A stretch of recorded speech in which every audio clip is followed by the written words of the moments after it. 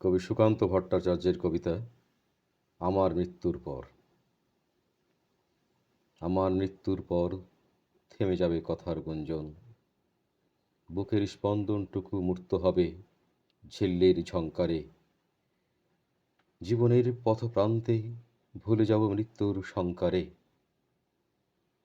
উজ্জ্বল আলোর চোখে আঁকা হবে আধার অঞ্জন, পরিচয় ভারে নজ্য অনেকের শোকগ্রস্ত মন।